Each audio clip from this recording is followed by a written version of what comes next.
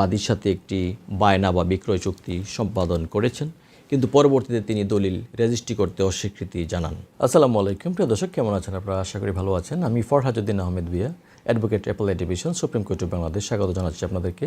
আজকে আলোচনা করব দেওয়ানি মামলা বিষয়ক গুরুত্বপূর্ণ আলোচনার 8ম পর্বে। তো প্রিয় দর্শক, আপনি কি এমন কোনো চুক্তি করেছেন যেখানে অপরপক্ষ এখন প্রতিশ্রুতি ভঙ্গ করছে? তাহলে আপনি সুনির্দিষ্ট প্রতিকার আইন অনুযায়ী সুনির্দিষ্ট চুক্তি বাস্তবায়নের মামলা কিন্তু করতে পারেন। আজকে আলোচনাতে আমরা দেখব কখন, কেন, কিভাবে এই মামলা করা যায়, কিভাবে কোর্ট ফি দিতে হয়, তামাদির মেয়াদ কতটুকু এবং এর আপিল যে প্রক্রিয়া আছে সেটা কেমন। চলুন শুরু করা যাক আজকের এই আলোচনা।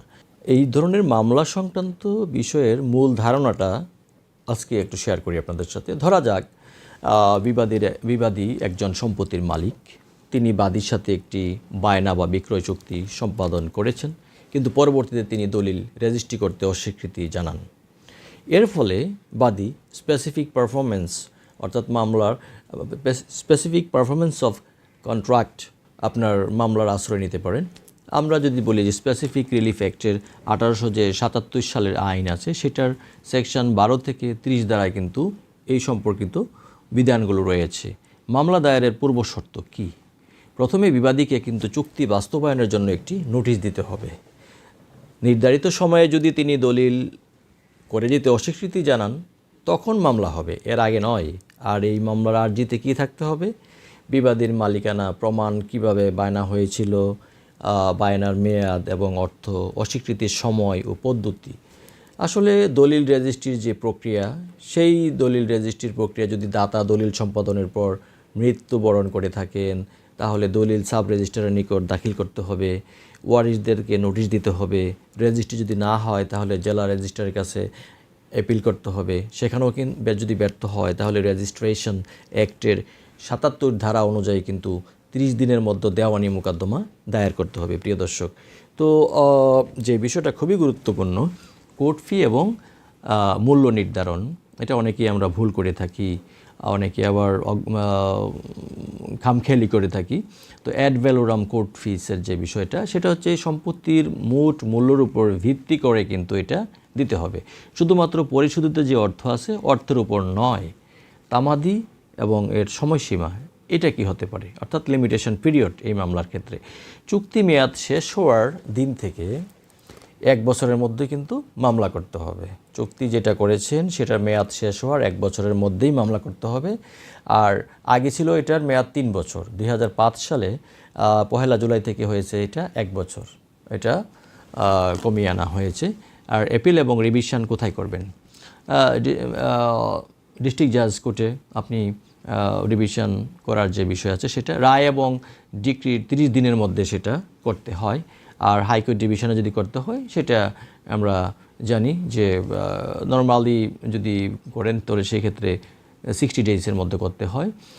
আর অ্যাজ ইউজুয়ালি আমরা 90 ডেজের কথাও সেকশন 56 অনুসারে জানি। আর রিভিশন আমরা জানি যে সিপিসিতে 115 ধারায় বলা আছে, এটার কোনো নির্দিষ্ট আসলে সময় নেই, কিন্তু আপিলের সময়সীমা অনুসরণ করলে ভালো হয়।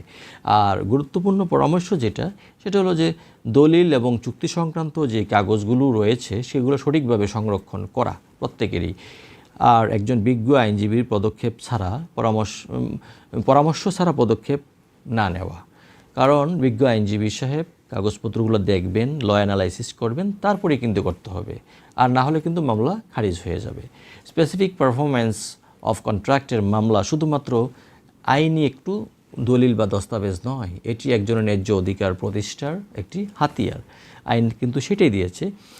প্রিয় দর্শক, তো এটা শুধুমাত্র বায়নাপত্র চুক্তির কথাই বলছি না, যে কোনো চুক্তি, সিভিল কন্ট্রাক্ট, কমার্শিয়াল কন্ট্রাক্ট যেটা এনফোর্সেবল, তাহলে স্পেসিফিক রিলিফ অ্যাক্টে এসে কিন্তু স্পেসিফিক পারফরমেন্স অফ কন্ট্রাক্ট এটার জন্য, অর্থাৎ চুক্তি বাস্তবায়নের জন্য কিন্তু আপনি মামলা করতে পারেন।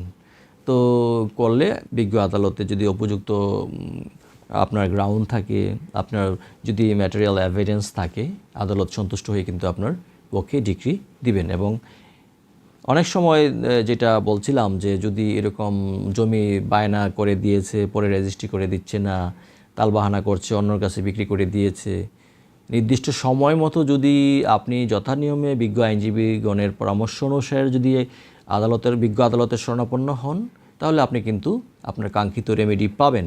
এবং সেই ক্ষেত্রে কিন্তু বিজ্ঞ আদালত নির্দিষ্ট একটা নিয়মের মধ্য থেকে সেটা রেজিস্ট্রি করে দেওয়ার এখতিয়ার রয়েছে, সেই ধরনের আদেশ দেওয়ার এখতিয়ার রয়েছে। তো ধন্যবাদ সবাইকে। আশা করি আজকের এই আলোচনাটি আপনাদের ভালো লেগেছে।